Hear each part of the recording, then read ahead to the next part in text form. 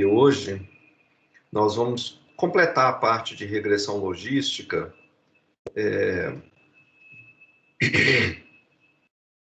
Eu fiz algumas mudanças em relação ao material anterior que a gente estudou. O que está faltando aqui? Gravando, já estou.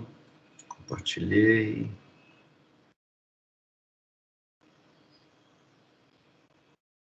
Só isso, né? Gravação, compartilhar. Ok. Então, nós vamos continuar. Eu tinha falado um pouco sobre a maximização, revendo o algoritmo de Newton para otimização da função. Eu pensei bastante, eu vou fazer o seguinte, eu vou fazer essa parte, vou rever o algoritmo de Newton, mas no contexto na hora que a gente tiver, eu não vou fazer isso agora aqui com a parte de regressão logística, vou começar logo em seguida o estimador de máxima verossimilhança geral, e lá no estimador de máxima verossimilhança geral eu faço a revisão do Mertz-Newton. Porque eu quero acelerar essa parte aqui de regressão logística para a gente, só faltam pouquíssimas aulas, a gente ver pelo menos o mínimo de máxima verossimilhança. Então, hoje deixa eu começar revendo aqui rapidamente o material da aula passada. Se vocês lembrarem, a gente está estudando um problema simples em que eu tenho uma variável binária, y, e ela é o sucesso ou o fracasso de crianças que executam tarefas muito simples. Esse aqui é dessas tarefas, um desses itens. As diferentes idades em meses dessas crianças, começando com 5 meses de idade até 30 meses de idade, mostrando como que, no início, pouquíssimas pessoas, né, com a faixa aqui de 5 a 10 anos, apenas uma ou duas crianças executam a tarefa com sucesso, e à medida que o tempo vai passando, mais e mais crianças vão se acumulando aqui em cima, na parte de 1, indicando que elas estão tendo sucesso, até que quando elas são velhas o suficiente, todas elas estão executando a tarefa, exceto uma ou outra retardatária aqui, todas já estão executando a tarefa com sucesso. Então, aparentemente, a chance de você executar a tarefa com sucesso, a chance do seu y ser igual a 1, ele aumenta com a idade. E é isso que a gente está tentando captar aqui. A gente está tentando escrever um modelo onde essas variáveis y agora binárias, elas, ao invés de serem identicamente distribuídas, elas têm uma variável, ela é uma variável binária, mas a distribuição dela depende da probabilidade de sucesso, é o único parâmetro que controla essa distribuição, e essa probabilidade, ela cresce com a idade. Como que a gente está representando isso? Bom, a gente usou um modelo baseado na regressão logística. A regressão logística, ela cria essas curvas em formas de S, se a gente escolher esses parâmetros beta 0 e beta 1 adequadamente. Diferentes valores do beta 0 e do beta 1 geram diferentes curvas, que são ou deslocadas aqui no eixo, para a esquerda ou para a direita, ou podem ter uma inclinação, ficarem mais íngremes aqui no meio, ou mais suaves, como nesse caso aqui, ou deslocadas aqui para a esquerda, como essa linha pontilhada. Então, todo o problema é escolher um beta 0 e um beta 1 adequados, compatíveis com esses dados que a gente está vendo aqui. Nós entramos com a ideia de verossimilhança, que é a ideia de que alguns desses parâmetros, alguns desses beta 0 e beta 1s, gerando, por exemplo, uma curva de S completamente deslocada e completamente fora dos dados, seriam um conjunto de parâmetros, beta 0 e beta 1, que seriam incompatíveis com esses dados, cujos beta 0 e beta 1 gerando uma curva de S completamente deslocada seriam parâmetros inverossímeis para terem gerado esses dados aqui, que não parecem serem capazes de gerar esse dado, não parecem ser os beta 0 e beta 1 verdadeiros que teriam gerado esses dados. Então, a gente quer o beta 0 e o beta 1 que sejam o mais verossímeis possíveis, o mais parecidos com os valores que poderiam ter gerado esses dados. Então, essa é uma heurística, por enquanto, isso é só uma heurística, a gente precisa ver a teoria de máxima verossimilhança para ver que é muito mais do que uma heurística, mas essa heurística, ela é razoável, então nós estamos querendo aqui criar essa função de S, representando a probabilidade, como que a probabilidade aumenta com a idade. Eu preciso, então, escolher beta zeros e beta 1s adequados, vou usar os dados para fazer isso, e aí, como é que eu faço isso? Bom, o que eu vou fazer tá aqui, o meu y é uma variável binária, com uma probabilidade de sucesso que depende da idade xi, aqui devia ter um izinho, a idade xi do indivíduo, do iésimo indivíduo. Então, um truque importante é que a gente pode escrever essa probabilidade em uma única linha, que é essa que está aqui. A probabilidade do y ser igual a yi aqui é ou 0 ou 1, são os dois valores possíveis. Se o y for 0, essa parte aqui some, fica pi elevado a 0 dá 1, né? E essa parte aqui fica 1 menos 0, fica 1 menos pi. Realmente a probabilidade do y ser 0 é só 1 menos pi. Se o y for 1, aqui, essa parte aqui, 1 menos 1, ela fica 0, então toda essa parte aqui some, fica igual a 1, e aqui vai ficar py elevado a 1, pi elevado a 1, e é realmente isso, a chance do y ser 1 é só pi, que é esse cara que está aqui. Então esse é um truque para a gente representar qualquer que seja o valor do yzinho, se ele for igual a 0 ou se ele for igual a 1, eu tenho uma maneira de capturar a probabilidade dele ser esse valor 0 ou 1 com uma fórmula só, uma fórmula em uma linha, em vez de duas linhas como está aqui em cima, o pi aqui e o 1 menos pi aqui embaixo. O mouse não está obedecendo muito não. E o 1 menos pi aqui embaixo. Eu vou escrever o parâmetro, os dois, esse beta 0 e o beta 1, vou colocar eles uma notação chamada de θ maiúsculo, θ em negrito, assim, esse vetor de parâmetros que inclui aqui o beta 0 e o beta 1. Nós vimos na aula passada como que seria a probabilidade, suponha que você tenha uma amostra, então, de apenas 3 crianças, e que essas 3 crianças tenham gerado esses valores aqui de fracasso, sucesso e sucesso, e as idades correspondentes dessas 3 crianças são essas aqui, 14 meses, 25 meses e 24 meses de idade. Então, a gente obtém a probabilidade, a verossimilhança, o algoritmo que a gente vai mexer, ele vai primeiro falar o seguinte, qual que é a chance de você obter o que você realmente obteve, o que realmente está na sua mão. Tá aqui a probabilidade. O mouse está com algum problema, cada dia é uma coisa. Agora é o mouse aqui que resolveu.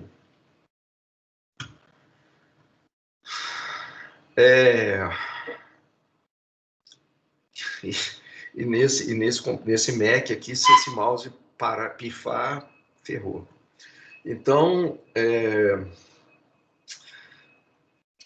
eu tenho aqui 3, a probabilidade do y ser 0, 1, do vetor y ser isso daqui, desses dados, 3 crianças, então são esses 3 dados, eles são independentes, então se eles são independentes, fica o produto das probabilidades, e a chance dele ser 0 é 1 menos a probabilidade dele ser 1, né, dele ser sucesso, vezes a probabilidade de sucesso da segunda criança, a probabilidade de sucesso da terceira criança.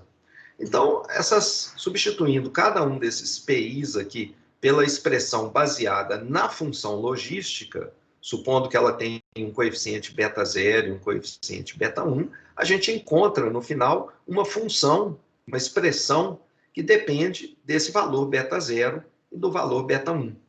Então, o que a gente está falando é o seguinte, fixado um beta 0 e um beta 1, o que significa fixada uma dessas curvas aqui, você consegue calcular para essa curva que você fixou, a gente consegue obter qual é a probabilidade de você ter os dados que estão na sua mão. Qual é a chance de que você tenha, de que você gere os dados que estão na sua mão? Alguns dessas escolhas de beta 0 e beta 1 vão fazer com que essa probabilidade de gerar esses números aqui seja muito pequena, enquanto que outros valores de beta 0 e beta 1 vão fazer essa probabilidade ser maior.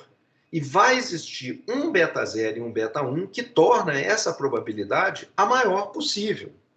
O beta 0 de máxima verossimilhança. O beta 0 e beta 1 de máxima verossimilhança. Então, aqui, deixa eu pular rapidamente aqui. O que eu não quero fazer agora é entrar em detalhes desse algoritmo, né? Qual é o algoritmo que maximiza essa expressão, quer dizer, que encontra o beta 0 e o beta 1, que a gente chama de chapéus, são as soluções do problema, né? Os argumentos que maximizam essa função. Esse cara que a gente vai achar por um algoritmo numérico, que a gente vai ver logo em seguida, ele é chamado de estimador de máxima verossimilhança. Então, esse estimador de máxima verossimilhança maximiza essa expressão da probabilidade que a gente viu anteriormente. Então, o caso geral, se a gente tiver N dados agora, e não 3 crianças, né, eu tenho um vetor de Y cheios de zeros e uns aqui. Cada um desses números, zeros e uns, correspondentes às N crianças que estão na minha mão. Então, aqui as idades correspondentes a essas N crianças. Eu calculo a probabilidade do dado que eu tenho ser aquele que está na minha mão, de ter esses zeros e uns. Eu não me envolvo, não quero saber qual que é a chance de eu ter das idades, probabilidades associadas com as idades. Ou seja, suponha que a minha amostra está cheia de crianças jovens. Qual que é a chance de eu ter esse tanto de criança jovem na minha mão? Não, não me interessa. Eu não estou interessado nisso. Eu estou interessado nisso. Dado que eu tenho as crianças e dado que elas têm essas idades, as idades estão fixadas, não me interessa a distribuição de probabilidade das idades das crianças, dado que elas têm essas idades aqui, que estão nesse vetor, eu quero calcular a chance de eu encontrar esses sucessos e fracassos, de que essas crianças tenham esses sucessos e esses fracassos aqui. E isso, por causa da independência das crianças, vai ser aí aquele truquezinho, é o produtório sobre as crianças, e aí aquela expressão, aquele truque de escrever em uma única linha capturar ou o PI ou 1 menos PI, dependendo da criança ter sido um sucesso, o Y igual a 1, ou ter sido um fracasso, o Y igual a 0. Vai ficar aqui no final, então, se uma criança teve, se o Y dela é um sucesso, vai aparecer só esse termo aqui, esse PI, a probabilidade dela ter sucesso. Se ela tiver sido um fracasso, 0, vai aparecer só esse termo aqui, 1 menos PI. Então, esse produtório é ora esse PI, ora esse 1 menos PI, dependendo do Y ser 0 ou 1. Então, no final das contas, substituindo agora o PI aqui pela expressão da função logística, aí a probabilidade de sucesso aqui, ela é igual a isso. Isso daqui, ou essa outra expressão que seria 1 menos essa daqui, que pode ser escrita desse jeito. Então, essa é a função logística e basta agora usar um procedimento de maximização numérica para encontrar os valores de beta 0 e beta 1 que maximizam essa verossimilhança. Então, sem entrar em detalhes sobre esse algoritmo agora, a gente voltando lá ao conjunto das 173 crianças, essa função, então, que a gente está vendo aqui, ela vai ser o produtório, né, de 173 fatores multiplicativos, um para cada criança. Cada um dos fatores ele é igual a esse termo que está aqui, ou 1 menos esse termo, dependendo da criança ter sido 0 ou 1. Né? E, em seguida, você maximiza a verossimilhança, aqui é só a interpretação dos parâmetros, mas o que a função, essa função aqui com 173 fatores, essa função aqui, como função do beta 0 e do beta 1, dos possíveis valores para os dois coeficientes, ela tem essa cara.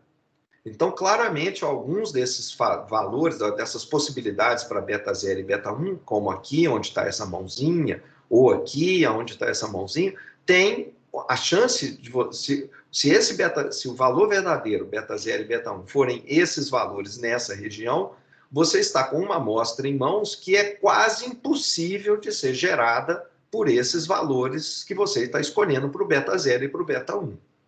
Existe um valor para o beta 0 e beta 1, que está bem aqui no meio, que está associado com esse ponto de máximo, que é aquele valor que faz com que a probabilidade de você ter esses zeros e uns que estão na sua mão seja o maior possível, o máximo. Então, dentre as possibilidades de escolha do beta 0 e beta 1, essa é a melhor escolha no sentido de maximizar a chance de você conseguir gerar esses dados que estão na sua mão. Isso é o script aqui para gerar esse gráfico que eu acabei de mostrar, e aqui as curvas de nível. Então, esse valor aqui, olha, beta 0 mais ou menos igual a menos 7 e beta 1 igual a mais ou menos 0,4, deveriam ser os valores, né? São os pontos de máxima verossimilhança. Então, esses gráficos estão mostrando isso, que essa escolha desses parâmetros são os valores de beta 0 e beta 1 que maximizam essa função de verossimilhança, que é a probabilidade de você ter os dados que estão na sua mão. A função GLM do R obtém esse ponto de máximo. Então, sem entrar em detalhes de como que qual o algoritmo numérico que a gente usa aqui, é só você fazer GLM, parece aquele comando LM, né, mas agora com esse G aqui de generalized linear model, generalized linear model. É um modelo linear generalizado. Você põe aqui o Y, que é a sua variável resposta, 0 ou 1, til, e a variável X que a gente está usando, que nesse caso é a coluna com os valores de idade. E aí ele responde aqui com o intercepto, que é o beta 0, e aqui o valor do beta 1. Realmente, mais ou menos, menos 7 e 0,4, mais ou menos. Então, a gente vai ver na verdade, a gente não vai ver essa função GLM, o modelo linear generalizado, a gente vai estudar só a regressão logística que está aqui, mas nós vamos ver o algoritmo que está por trás que obtém esses parâmetros, esses coeficientes. Então, com esses números, a gente pode voltar agora e estimar a probabilidade de sucesso para uma criança que tem uma idade genérica X, seja uma das idades realmente na nossa amostra, ou uma idade qualquer, né? Porque é simplesmente o resultado dessa fórmula aqui, da expressão logística. Então, usando essa expressão aqui para fórmula, né, a gente encontra essa probabilidade de uma criança futura, alguma criança que a gente não observou ainda, dela realmente ter sucesso na tarefa, dado que ela tem uma idade X. Esses dois valores que a gente encontrou, para o beta 0 e para o beta 1, mais ou menos menos 7, 0,4, é claro que eles não são os únicos razoáveis, não são os únicos compatíveis com os dados. Tem outros valores ligeiramente diferentes desses dois aqui, sei lá, menos 6,92 e 0,38. Provavelmente esses outros valores são valores também razoáveis para terem gerado os dados. Não é só esse que maximiza essa verossimilhança, que por sua vez está baseada na amostra específica que está na nossa mão. Outros valores são razoáveis e a gente vai ver daqui a pouco como obter esse outro conjunto de valores razoáveis fazendo um intervalo de confiança logo que a gente vê a teoria de máxima verossimilhança. Aqui está o dado, são os dados originais, e o ajuste, aquela curva, essa curva aqui com menos 6,91 e 0,39, essa curva passando aqui no meio dos dados. Realmente a gente está vendo que ela parece representar bem a probabilidade da criança executar a tarefa baseado nos dados. Essa curva é compatível com esses dados aqui. Então, por enquanto, o que a gente tem é só uma heurística para fazer para encontrar essa curva. Por que essa curva é razoável? Se essa heurística é boa? Propriedades dela? A gente vai ver em seguida com a teoria de máxima verossimilhança. Então, como eu falei antes, esses valores eles são os mais verossímeis, no sentido de maximizar aquela função, mas tem outros valores razoáveis, e a gente vai encontrar essa faixa de valores razoáveis logo em seguida. É um assunto que a gente vai ver com o MLE geral. Então, a Até agora, a gente considerou uma feature apenas, que é a idade, nesse modelo. Mas, como no modelo de regressão linear, a gente pode ter, e geralmente a gente vai ter, mais de uma variável independente, mais de uma feature. A probabilidade de sucesso na execução da tarefa, ela pode depender de outras características além da idade da criança. Por exemplo, vamos supor que a gente vai manter a idade da criança aqui como uma das features, talvez a mais importante de todas, mas talvez outra feature importante seja a escolaridade da mãe, medida em anos de estudo. Dependendo da característica do teste que ele está fazendo, essa escolaridade pode influenciar positivamente, aumentar a chance da criança, numa certa idade, executar a tarefa, ou pode, dependendo do teste que a gente está olhando, até diminuir essa chance.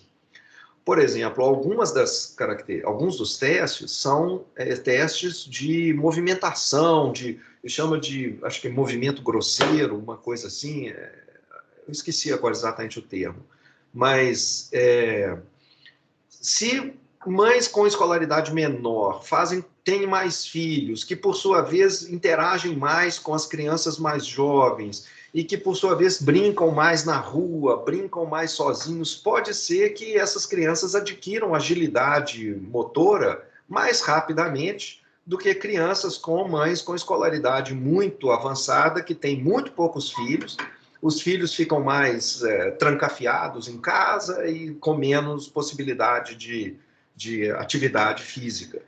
Então, a característica, a escolaridade, ela pode, dependendo, a gente faz essa análise de regressão logística separadamente, uma para cada teste, né? Uma para cada teste que a criança faz.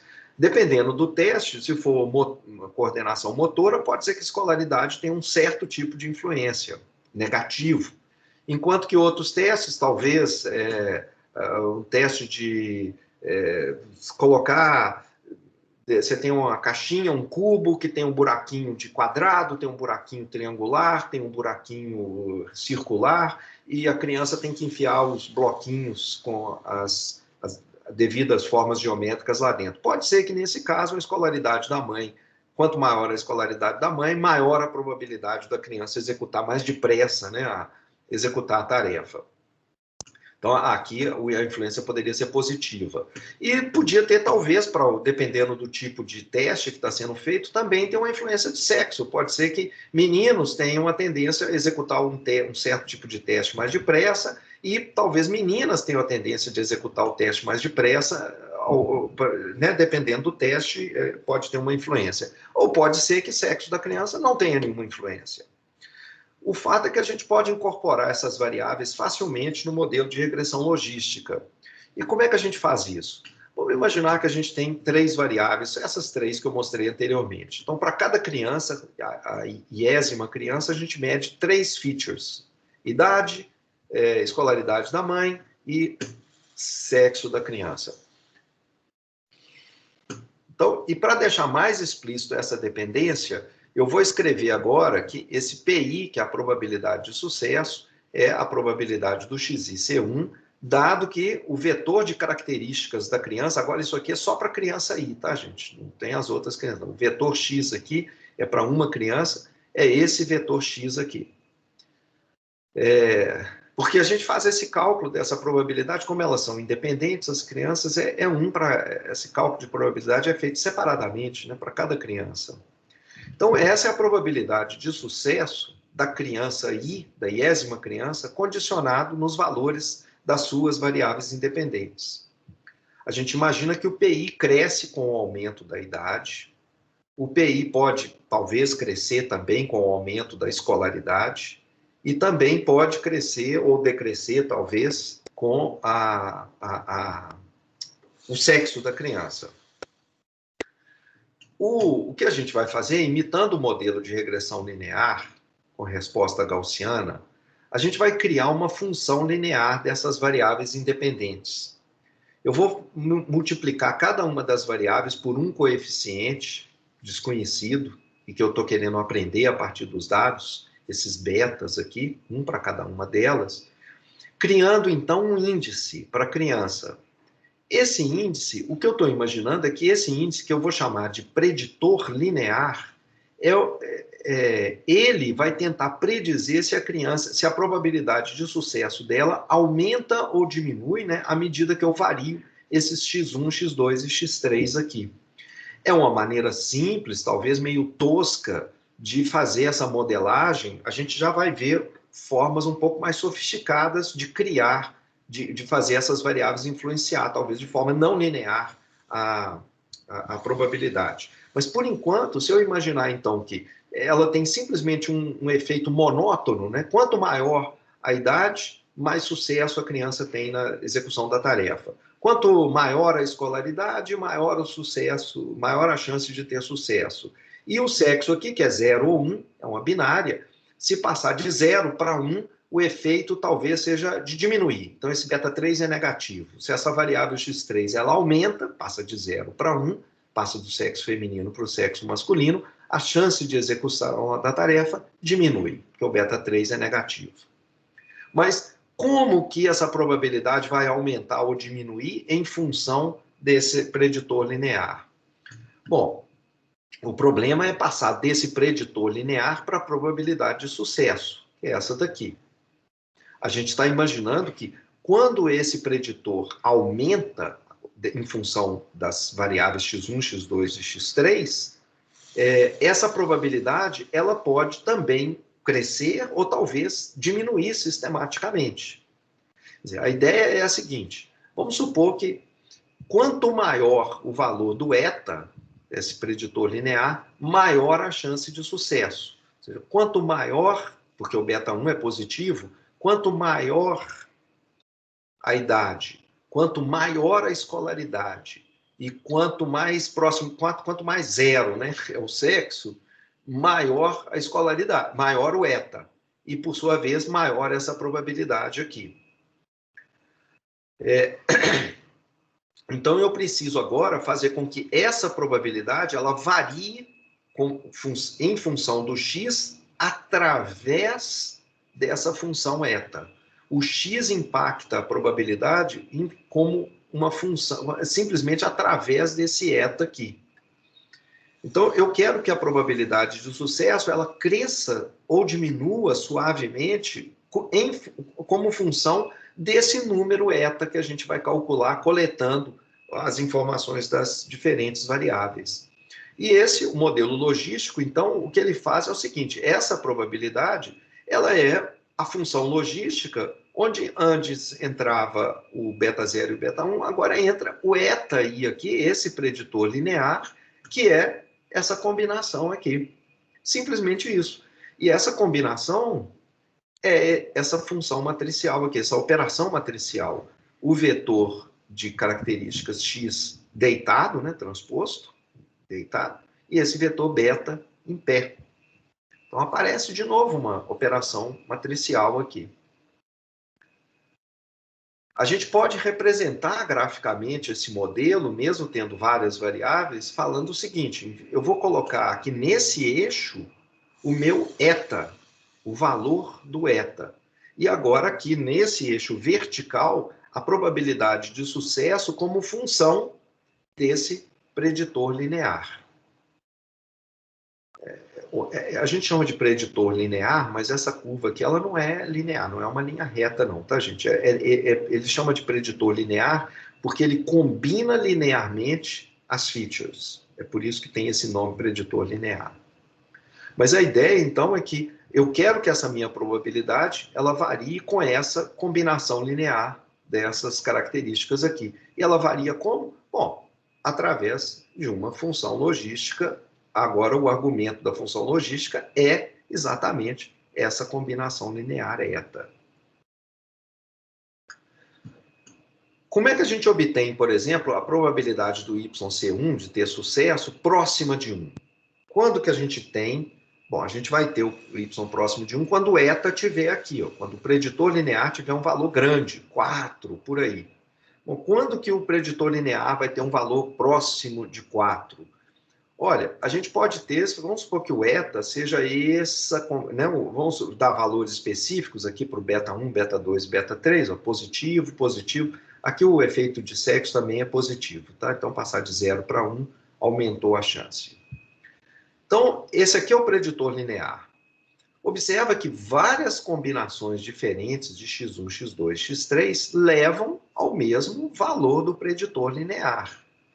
Por exemplo, se você tiver idade 3 meses, a mãe tem escolaridade 8 anos de estudo e ela é do sexo feminino, a criança, e outra criança tem 3 anos de idade, 3 meses de idade, a mãe tem não 8, mas 7,7 anos de escolaridade e a idade e o sexo é masculino, essas duas crianças com esses dois perfis diferentes levam ao mesmo valor do preditor linear. Se você substituir esses valores aqui nos x's, você vai ver que dá exatamente o mesmo valor eta. Isso significa que esse valor eta, então, tem a mesma probabilidade. Como ele tem o mesmo eta, ele vai cair na mesma posição aqui e, portanto, vai ter o mesmo valor aqui no eixo vertical, a mesma probabilidade de sucesso. Então, a gente está dizendo que esses dois perfis, eles levam a mesma chance de sucesso. Dependendo do perfil, que eu estou escolhendo um outro perfil bem diferente desses outros aqui, ele tem uma característica diferente. Então, ele tem uma probabilidade diferente. Então, diferentes perfis podem ter a mesma probabilidade de sucesso. Variando o x, a gente pode variar o eta, pode até ficar igual, né? Mesmo variando o x, a gente viu isso antes, mas em geral a gente vai variar o eta e, em consequência, a probabilidade do y ser igual a 1. Então, nesse modelo de regressão logística, é esse preditor linear que captura todas as formas pelas quais essas variáveis independentes estão afetando a probabilidade de sucesso. Se você tiver duas configurações de features diferentes, bem diferentes, mas se elas tiverem o mesmo valor do eta, se essa combinação delas aqui der o mesmo valor eta, a probabilidade de sucesso vai ser a mesma nos dois casos. Então, se a gente combinar lá com o que a gente viu em regressão múltipla, a gente pode imaginar que esses parâmetros beta-j, eles estão determinando uma direção no espaço das variáveis independentes, aqui no espaço R3, de tal maneira que se esse x ele é projetado ortogonalmente nessa direção, gerando esse eta aqui, e se esse valor eta é o mesmo nos dois casos, esse valor eta determina a probabilidade de sucesso. Então, infinitas diferentes possibilidades para o vetor x levam à mesma probabilidade de sucesso. Se essa partezinha não tiver ficado muito clara, não tem nenhum impacto no que a gente vai ver daqui para frente. Outra maneira de visualizar um modelo com várias features é a seguinte. Fixa o valor de todas as variáveis independentes, exceto duas delas. Por exemplo, vamos fixar o sexo igual a 0, feminino, e variar a escolaridade da mãe e a idade da criança. Então, eu estou lá no meu modelo, ele tem várias features, 3 features, mas eu vou fixar o valor de todas as features, exceto duas. Aqui estão os coeficientes que eu obtive depois que eu rodei lá o meu GNM no R e obtive o valor dos coeficientes. Tá? O beta 0, beta 1, que maximizou a verossimilhança. E agora aqui, eu fixo todas as variáveis, exceto duas. E aqui, então, eu encontro a probabilidade de ter sucesso como função do x1 e do x2, dessas duas características, fixando o valor das demais. Então, se eu fixar, por exemplo, o x1 num certo intervalo e o x2 num outro intervalo, eu posso encontrar num gráfico como que essa probabilidade aqui, ela varia como função da idade, x1, e da escolaridade da mãe, mesmo que eu tenha mais variáveis no meu modelo. Eu estou fixando o valor das demais, então, dependendo do valor que eu fixo das demais, essa curva, essa função, ela pode mudar um pouco, né? Mas aí a gente está vendo, então, que dependendo se a idade for muito baixa e a escolaridade também for muito baixa, a probabilidade é praticamente zero, mas mesmo com uma idade de 20 meses e uma escolaridade baixa, a criança também tem uma probabilidade muito baixa de executar a tarefa. Mas se a idade for 20 meses e a escolaridade da mãe for alta, 15 anos de escolaridade, a criança já tem uma chance um pouco maior, não é próxima de 1, não está aqui em cima, mas está já bem descolada do zero aqui em algum valor mais, sei lá, 0,20% de chance, alguma coisa assim. Então, como é que a gente ajusta esse modelo? Como é que a gente encontra esses coeficientes? A logística, então, é um modelo simples para descrever o impacto das variáveis na probabilidade de sucesso. A gente imagina que existe um índice simples combinando os atributos. Esse é só uma combinação linear dos atributos, que é o preditor linear. Esse índice é que determina a probabilidade de sucesso. Duas crianças com o mesmo índice têm a mesma chance de sucesso. Esse modelo descreve como que esses dados podem ser gerados para cada valor das configurações das features. E o problema de inferência é, você tem os dados em mãos, você quer aprender o valor dos parâmetros, imaginando aqui que só tem 3 features, né? O valor dos parâmetros, que seja o mais compatível com os dados, que seja o mais verossímil para ter gerado os dados. Então, estamos buscando essa combinação linear que melhor se ajuste aos dados, que seja o mais verossímil para ter gerado os dados. E para isso, a gente usa a função de verossimilhança desse parâmetro. Quais são os valores verossímeis para esse parâmetro aqui?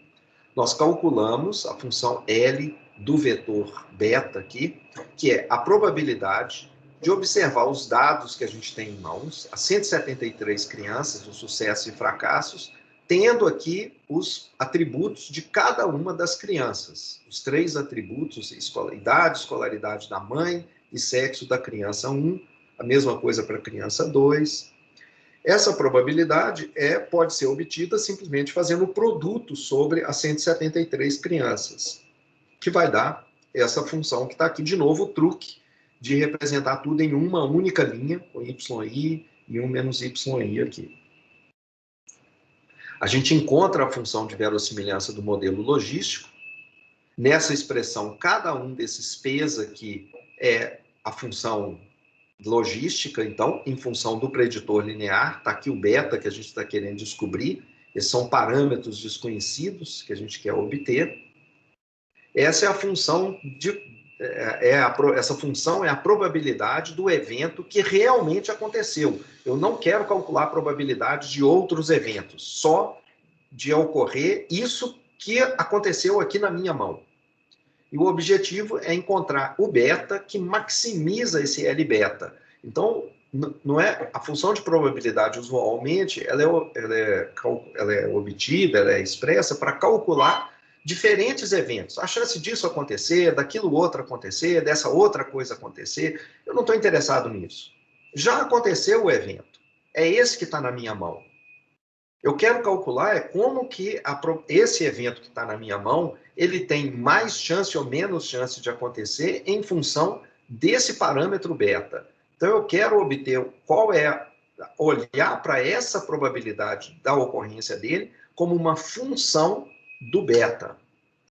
Perceba, isso não é a probabilidade do beta. Não é isso. Isso aqui é a probabilidade dos dados que estão na minha mão serem gerados por um modelo que tem esse beta como valor verdadeiro. Alguns desses betas geram facilmente os dados que estão na minha mão. Algumas outras escolhas para esse beta fazem praticamente ser impossível você conseguir gerar esses dados que estão na sua mão. Então, você vai escolher aquele beta que é o mais razoável, o que gera mais facilmente os dados que estão na sua mão. Você usa y, é o vetor de dimensão com zeros e uns. X é uma matriz que tem as features. Então, é uma matriz agora com n crianças, n linhas, e as k features que você vai estar usando, 3, 4, 10, 15, 25, 120. E a coluna de uns para o intercepto, ela é automaticamente adicionada pelo R ou por Python. No R, o valor do beta que maximiza a função de verossimilhança é obtido simplesmente com o mesmo comando de antes. GLM, aqui o vetor Y dos zeros e uns, aqui a matriz X, binomial, porque ele tem outras opções nesse GLM. Aqui a distribuição não precisa ser só binária, como a gente está vendo aqui, mas você só escreve binomial, e aqui a gente está capturando os coeficientes. Essa chave que está aqui está errada, é erro aqui. Não tem essa chave aqui, não. Então, cifrão coef de coeficientes, ele captura, então o valor de retorno desse GLM é uma lista, e um dos elementos dessa lista é um componente, é um vetor com os coeficientes dos parâmetros estimados. Então, tem vários outros modelos que a regressão logística pode ser usada. A gente já viu vários desses tipos de problemas com classificação e tal, em que a variável, a resposta y, era 0 ou 1, dependendo do indivíduo, por exemplo, pagar o empréstimo ou não pagar. Isso dependeria de vários fatores, características do indivíduo, da conta dele, etc. Então, aqui vários outros exemplos. Deixa eu só acrescentar aqui anteriormente a gente viu que a regressão logística, então, ela usa uma combinação linear das features. Mas existe a possibilidade de uma feature ter um efeito que não é monótono, que não é sempre crescente. Vamos supor, de novo, uma variável só, para facilitar, e vamos imaginar que a gente está querendo modelar que o y é uma variável binária, 0 ou 1, com uma certa probabilidade de sucesso que depende dessa característica x, dessa covariável, variável independente ou feature x. Então, a gente viu como modelar esse p de x quando essa probabilidade ela cresce monotonicamente com x ou decresce monotonicamente com x. Aquela forma de S que a gente viu. Mas e se esse p de x crescer com x, mas só até certo ponto? E depois de um certo ponto ele começar a decrescer? Ou seja, quanto mais de x é bom para aumentar a chance, mas só até certo ponto. Se você continuar aumentando o x, a probabilidade aí começa a diminuir. Tem jeito de fazer isso com esse modelo, já que a gente está fazendo combinação lineares de x? Pelo visto, é linear. Então, quanto mais de x, você só vai... Depende do valor só do coeficiente, não tem jeito. Se ele for positivo, o beta for positivo, quanto mais de x, maior vai ser o preditor linear, maior a probabilidade de sucesso. Bom, mas o que a gente quer é alguma coisa assim. Aqui está, por exemplo, a idade x. Vamos imaginar um teste qualquer, é puramente imaginário aqui, em que a probabilidade ela aumenta até um certo ponto e aí, de repente, ela vai começando a diminuir. Tem um efeito de saturação, e mais do que saturação, ela não satura em N, ela começa a reverter o efeito e até baixa de novo para 0, ou podia ficar aqui no meio do caminho. Como é que a gente pode fazer isso? A gente simplesmente acrescenta, além da idade como uma feature no modelo de logística, a gente acrescenta também a idade ao quadrado. Porque agora a gente vai ter esses efeitos de subida e descida. Então, o efeito da variável ao quadrado consegue capturar movimentações mais sofisticadas, efeitos e impactos da variável idade mais sofisticados do que você achar que ela, quanto mais dela, maior o preço, maior a probabilidade de sucesso. No caso aqui de teste com a criança, não faz sentido colocar esse x ao quadrado. Não faz. Quanto maior a idade, maior a chance de sucesso. Não tem esse efeito de reversão. Então, dependendo do problema, não faz nem sentido você pensar em colocar isso daqui. Então, mas em outros problemas, pode ser relevante você querer considerar a possibilidade desse sobe e desce no P de x.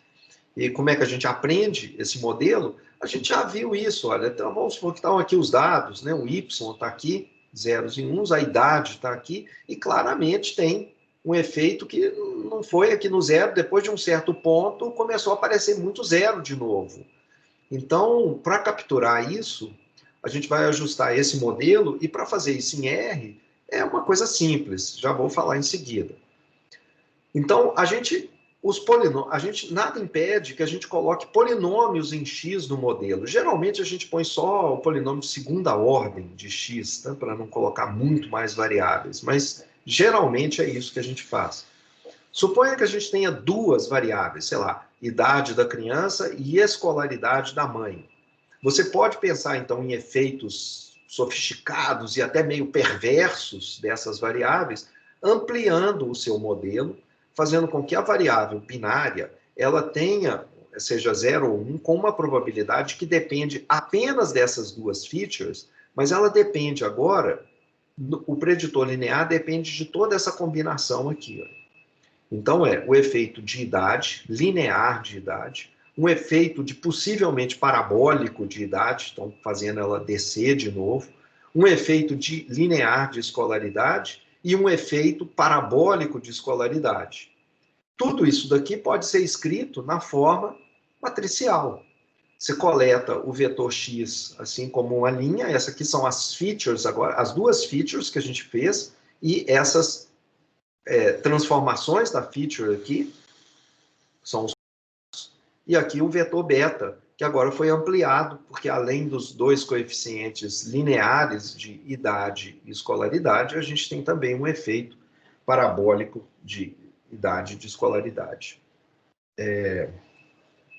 E como é que a gente ajusta isso? Daquele jeito que a gente viu antes aqui no R. Opa, cadê? Aqui. Você coloca na matriz X as variáveis independentes como colunas. Você vai pôr escolaridade,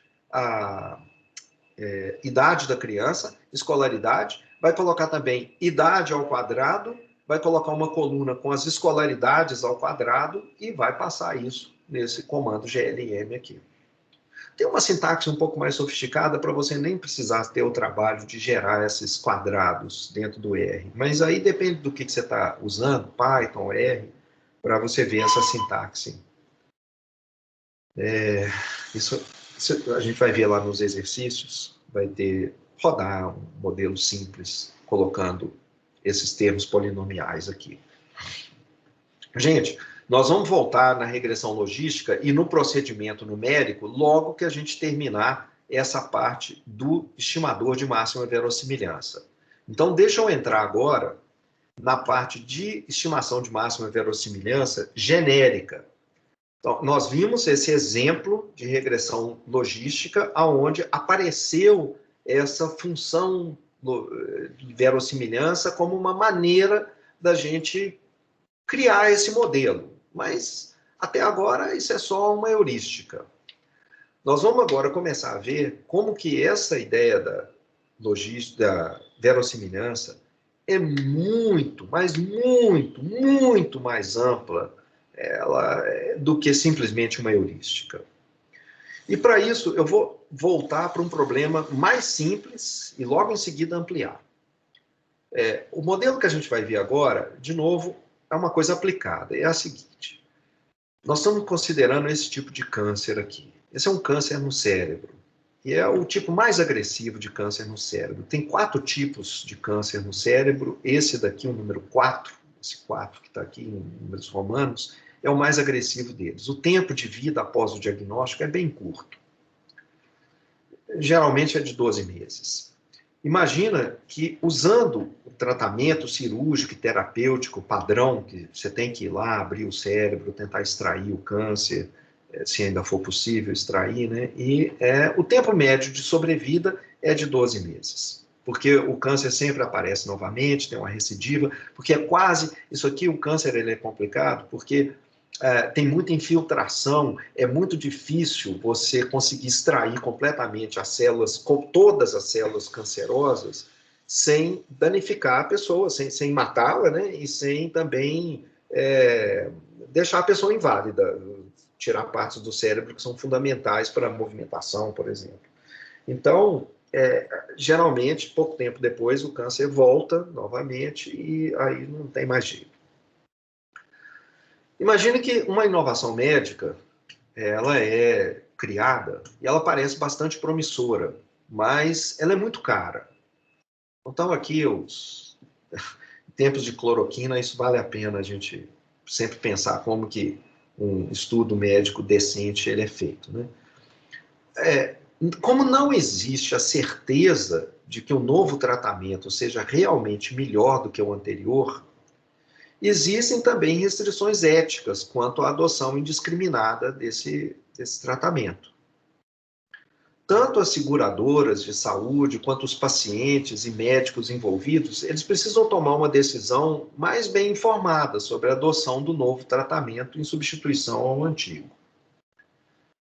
Suponha que a gente tem esses tempos de vidas aqui, de N indivíduos após o novo tratamento cirúrgico, X1, X2, XN. Esses aqui são só sobre o novo tratamento. Lembra que a gente tem um tratamento lá que são 12 meses, né? Que é o que a gente já sabe. Geralmente isso devia ter 2 grupos, o de tratamento e o de controle, mas eu não quero complicar as coisas aqui. Vamos supor que a gente só está olhando o novo tratamento, que está aqui o tratamento cirúrgico, promissor, e a gente tem aqui os tempos de vida das pessoas. O tempo de vida usual é, em média, o valor esperado do tempo de vida, 12 meses. A gente vai supor que esses tempos de vida no novo tratamento sejam variáveis aleatórias independentes. O tempo de vida de uma pessoa não afeta o tempo de vida da outra. E elas têm a mesma distribuição de probabilidade. Nós vamos imaginar, por exemplo, que esses pacientes eles têm todos mais ou menos a mesma idade, o câncer estava mais ou menos no mesmo estágio em que estava inicialmente. Então, tem a mesma distribuição inicialmente. É fácil deixar essas outras features afetarem esses tempos e a gente criar um modelo mais sofisticado. Eu não quero fazer isso nesse momento. O interesse é fazer inferência sobre esse valor esperado dessa variável xi, que, como elas têm a mesma distribuição, esse valor esperado de xi é o mesmo para todo indivíduo I, para todo paciente que entrou no nosso grupo lá de tratamento. Ou seja, eu quero fazer inferência sobre esse parâmetro mu aqui, que é o tempo esperado de vida de uma pessoa que faz esse novo tratamento cirúrgico.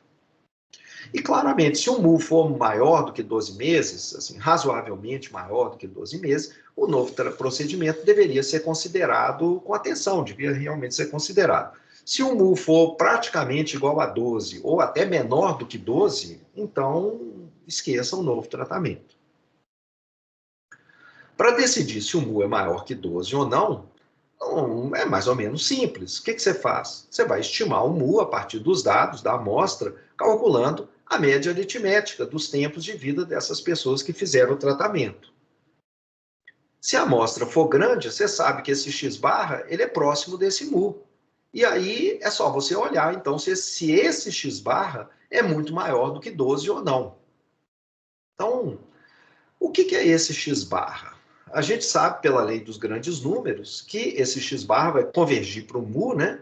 Então, se a amostra for grande, a gente pode ter uma garantia de que esse x-barra é próximo do mu, então olhar para o x-barra é quase como se a gente estivesse olhando para o mu. Então, a decisão seria razoável. Mas vamos só lembrar aqui, qual que é a natureza desse x-barra mesmo? O que ele é? Ele é uma constante, é uma função matemática, é uma variável aleatória?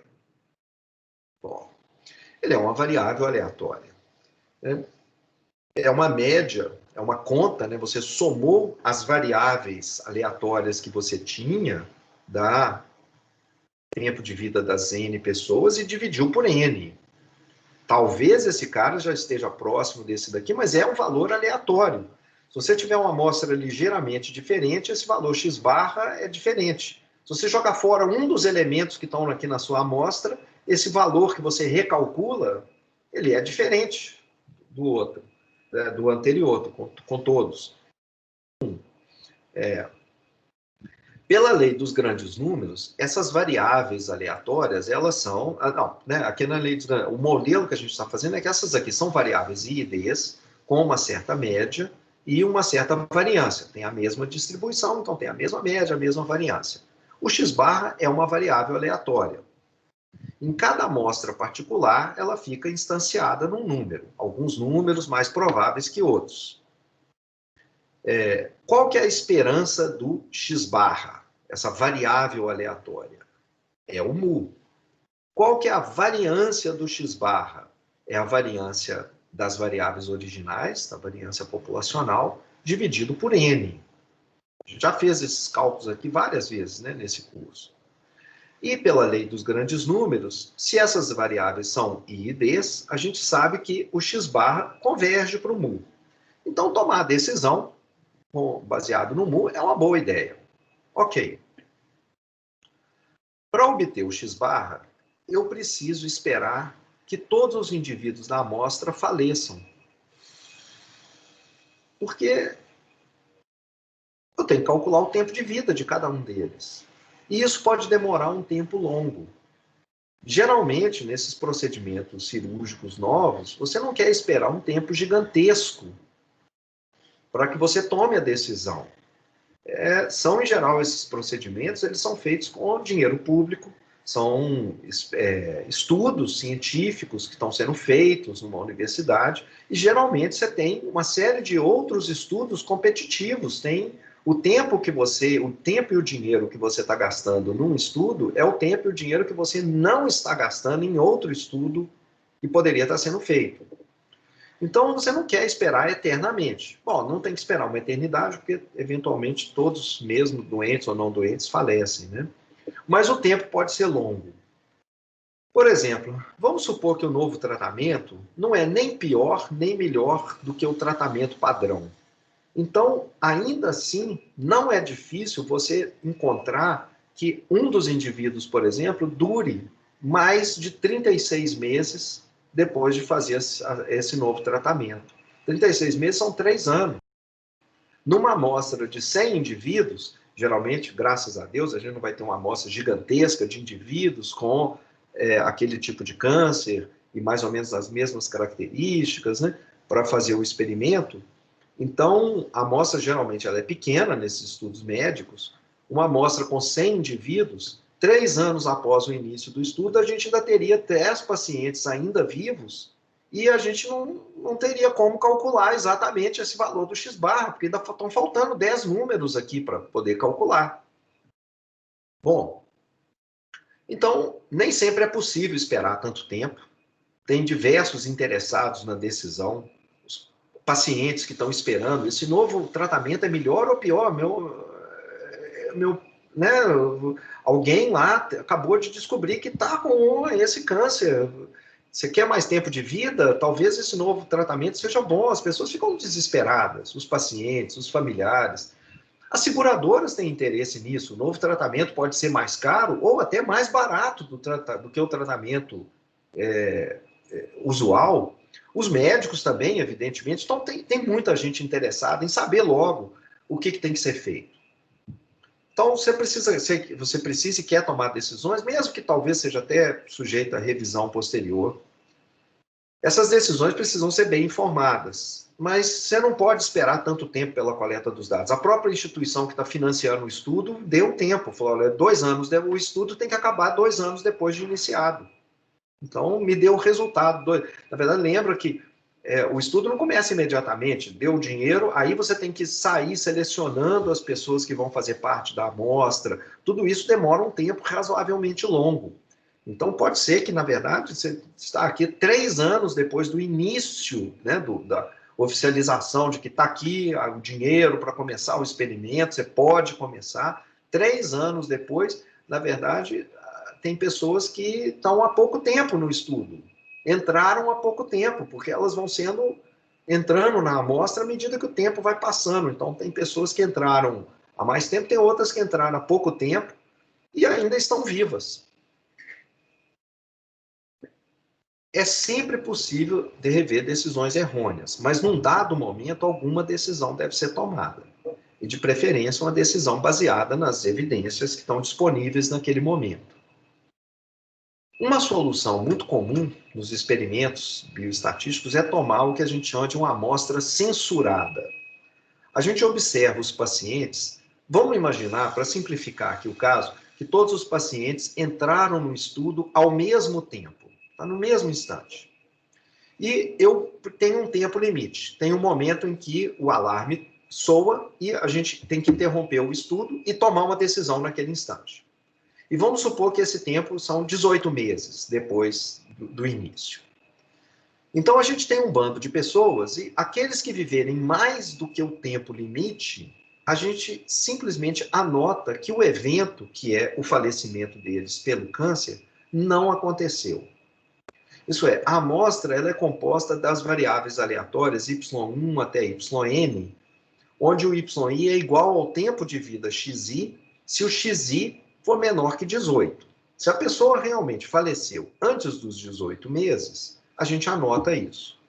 Agora, caso ela esteja vivendo mais do que 18 meses, a gente simplesmente anota não o tempo real de vida, porque nós não vamos ficar esperando para ver quanto que é isso daqui. O estudo está encerrado e a gente para de seguir essa pessoa. A gente simplesmente anota essa outra variável y, que é igual a 18. Então, a variável y, variável aleatória y, é o mínimo entre o xi e o limite 18. Se o xi for menor que 18, ele é o próprio xi. Agora, se o xi tiver além de 18 meses, se o tempo de vida for mais de 18 meses, a gente só anota 18. Então, quando a gente lá na frente vê essa variável y, que está no nosso banco de dados, a gente encontrar o valor 18, a gente já sabe. Não é que ele viveu 18 meses. Ele viveu 18 ou mais meses. Está aqui o exemplo. Vamos supor que todo mundo começou aqui no instante zero, para simplificar. As pessoas estão sendo seguidas. Aqui essa pessoa faleceu logo no início, logo depois do início do tratamento, com poucos meses. Outras pessoas viveram um pouco mais, mas aqui está os 18 meses, o limiar, e o momento de censura. E todas essas pessoas aqui que estão vivendo mais do que 18 meses, elas não foram observadas, porque o estudo foi encerrado nesse instante, e o que a gente tem são esses xis, e esses caras aqui são transformados em 18, no valor 18. E a pergunta agora, então está aqui os dados, estou fazendo uma amostra ridiculamente pequena, só para a gente... Então estão aqui os x verdadeiros, os tempos de vida reais, e aqui o valor que a gente tem no nosso banco de dados. Porque esse cara aqui a gente não observa, a gente só observa 18. Esse outro aqui também, que viveu mais do que 18 meses, a gente, na verdade, só registra 18 meses para ele, como um token, né? Representando que ele, na verdade, viveu mais de 18 meses. A pergunta é, como que com esses dados que estão aqui embaixo, y, você estima o tempo esperado de sobrevida nesse problema? Nós estamos encerrando o nosso estudo, a gente não tem esses dados X aqui, o que a gente tem são essa linha Y, que está aqui embaixo nesses 10 pacientes. O que você conclui sobre o tempo esperado de sobrevida nesse novo tratamento com esses dados que estão aqui na sua mão?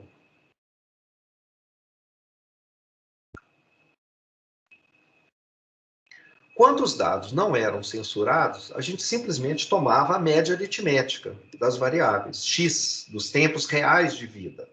Mas o que a gente tem agora não são mais esses x. Alguns desses x estão lá, mas o que a gente tem são essas variáveis y, que nunca superam o tempo 18. Os maiores tempos de sobrevida, no caso ali do exemplozinho, né, os 3 valores acima de 18 meses naquela tabelinha, eles foram substituídos pelo tempo de censura, que é o que a gente tem em mãos. Vamos imaginar que você faz a mesma coisa que você fazia antes, tira a média aritmética desses tempos censurados, desses y. Ué, essa média aritmética ela é com certeza menor do que a média aritmética dos tempos não censurados. A média desses aqui, a média aritmética, é com certeza abaixo da média aritmética desses outros caras aqui. Se esses outros caras estavam, você lembra, a média aritmética ela está em torno do valor verdadeiro, às vezes um pouco mais, às vezes um pouco menos do que o mu verdadeiro, porque a amostra aqui é pequenininha. Então tem um erro de estimação, às vezes um pouco mais, um pouco menos. Quando você estiver usando esses y aqui, você vai estar sistematicamente pegando um valor abaixo do mu. Porque você está jogando fora alguns daqueles tempos de vidas altos que deveriam estar na amostra para equilibrar os eventuais também tempos de vidas muito curtos. O cara que viveu 1,4 meses apenas depois da cirurgia. Para que então fique equilibrado em torno do mu que está aqui. Não é o que a gente tem aqui no Y. No Y, a gente vai ter uma amostra viciada. O estimador de média aritmética calculado aqui, ele é viciado em relação a esse mu aqui. Ele vai estar sistematicamente para baixo. Ele tende a subestimar o verdadeiro tempo esperado de sobrevida. E por causa disso, a média aritmética desses Y não é um estimador razoável para o mu. O que a gente deveria fazer é, de alguma maneira, se você quiser usar essa média aritmética do Y, você tinha que, de alguma maneira, empurrar essa média que você calcular com esses Y para cima, por algum fator, por algum número, por algum valor. Você tem que empurrar ele para cima porque ele está sistematicamente para baixo do mu. Agora, quanto, empurrar de quanto e tudo não é muito simples. Tem uma outra opção que talvez seja ignorar os tempos que foram de fato censurados. Na verdade, isso é até pior do que tirar a média aritmética de todo mundo. Porque nesse caso, você só vai ficar com os tempos de vida de quem faleceu muito rapidamente. É bem provável que nesse caso, se você tirar a média aritmética só dos tempos não censurados, quer dizer, jogar fora os que apareceram como 18, você vai ter provavelmente um estimador até pior do que o anterior. Bem pior, mais para baixo ainda. O Fischer, que é o criador do método máxima verossimilhança, ele fez aqui um raciocínio engenhoso que vale também lá para o caso da regressão logística, mas que é mais legal aqui nesse caso. Esse raciocínio que ele fez, ele funciona nesse problema que eu acabei de explicar, mas ele não funciona só nesse problema, mas em quase qualquer outro modelo estatístico de dados, o mesmo raciocínio pode ser aplicado. Mais surpreendente ainda, esse raciocínio, ele gera estimadores imbatíveis, num certo sentido. No sentido de que nenhum estimador pode ser melhor do que o estimador de máxima verossimilhança criado pelo Fischer. Esse conceito mudou completamente a história da estatística, é aquele paper lá de 1922, que eu mostrei anteriormente, e ele transformou que era um conjunto de ideias e técnicas e heurísticas desconectadas realmente numa ciência dos dados. O que é essa ideia do Fischer nesse problema específico? Depois a gente vai ver a ideia genérica na próxima aula. Para o método de Fischer, nesse problema do câncer aqui do cérebro, com esses dados censurados, o método Fischer, para ele funcionar, ele precisa de um modelo de probabilidade para os dados. Eu estou assumindo que os tempos de vida são independentes, porque se um indivíduo morre cedo, não vai fazer com que o outro também morre mais cedo do que a média. E eles têm a mesma distribuição de probabilidade, que eu estou assumindo que esse conjunto de pacientes, eles têm mais ou menos as mesmas características iniciais. Mesmo tamanho do câncer no início, no momento do diagnóstico, etc. Então, na prática, a gente vai querer a distribuição do XI não identicamente distribuídas, mas diferente. Os X, cada um dos indivíduos tem uma distribuição diferente, dependendo da idade dele, do sexo, etc. E a gente vai ver várias maneiras de fazer isso, por exemplo, através de modelos de regressão, fazer isso daqui.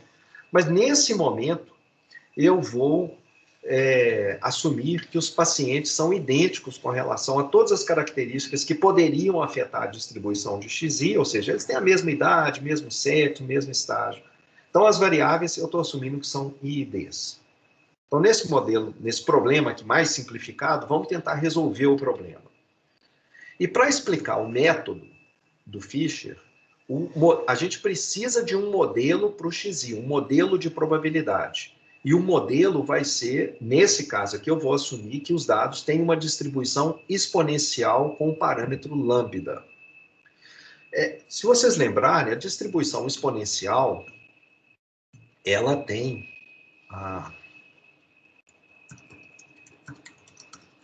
uma densidade de probabilidade que simplesmente decai exponencialmente. Ela tem, dependendo do valor do parâmetro, aqui é a densidade de probabilidade. Ela decai, com diferentes valores do parâmetro lambda, ela decai mais rápido ou mais lentamente. Ela tem valores no eixo positivo e ela decai desse jeito. Como é que a gente sabe que essa distribuição de probabilidade tem uma distribuição exponencial? Bom, nós vamos assumir aqui, os médicos, eles estão sempre estudando esses tempos de vida. Eles têm vários estudos feitos com várias amostras. Então, qual que é o tempo de sobrevida de câncer? Qual que é o tempo de sobrevida depois de uma certa cirurgia drástica em que o sujeito tem uma doença grave que provavelmente vai levar à morte. Então, todos esses tempos, eles são bem estudados pelos médicos. Em vários lugares do mundo, essa coisa é sempre estudada, a biologia é mais ou menos a mesma em todo lugar. Então, a gente sabe como que esses tempos, como que são essas distribuições. A distribuição exponencial é a preferida? Não, na verdade não é, não. A distribuição preferida é outra, costuma ser uma distribuição chamada de Weibull. A gente já viu a fórmula dessa distribuição, está lá no meu livro, se você quiser dar uma olhada. A distribuição de Weibull tem uma densidade um pouco diferente dessa daqui.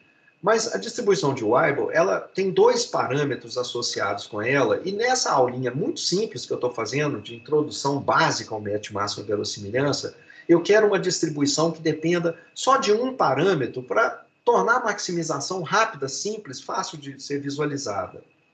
Então, o que eu vou falar agora, eu vou assumir que o modelo é essa distribuição exponencial, mas nada no método exige que tenha que ser a distribuição exponencial. O que ela exige é que você tenha um modelo para a distribuição dos dados. Outra discussão é, e se esse modelo que eu escolher não for um bom modelo, se for um modelo errado, etc. Tá bom, vamos resolver o problema por etapas. Vamos primeiro pensar no seguinte, suponha que você tenha um modelo para os dados, e o modelo é uma exponencial. O que você não tem é o parâmetro dessa exponencial. Porque é esse parâmetro aqui que determina o tempo médio de vida. Existem exponenciais, como essa laranja, que está aqui, em que o tempo médio de vida é longo. O cara tende a viver mais. Já uma exponencial como essa azul, que tem o lambda igual a 1,5, ela tem um tempo de vida mais curto, ela decai muito rapidamente, o decaimento exponencial, e aí dificilmente alguém vive mais do que 3 anos aqui. Enquanto que na laranja, você tem gente morrendo aqui, mas tem bastante gente chegando a 3 anos e até 4 anos de vida depois do início do tempo zero.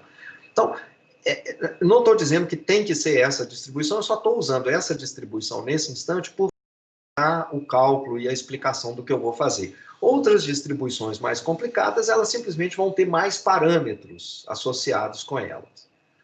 Então, voltando aqui no nosso problema, adotando esse modelo simples exponencial, o modelo depende de um parâmetro, que é o parâmetro lambda. Esse parâmetro lambda determina a densidade e todas as características da distribuição. Por exemplo, o tempo esperado. No caso do tempo esperado, o mu, o tempo esperado, é exatamente o inverso do lambda. Então, quanto maior o lambda, menor o tempo médio de vida. Então, estimar o lambda é a mesma coisa que estimar o mu. Se você quer ter uma ideia do mu, o que você quer é ter uma ideia do lambda. É a mesma coisa, nesse modelo aqui. Então, nossa tarefa é estimar o mu, o lambda, com esses dados que estão aqui. Os 10 dados registrados na amostra censurada.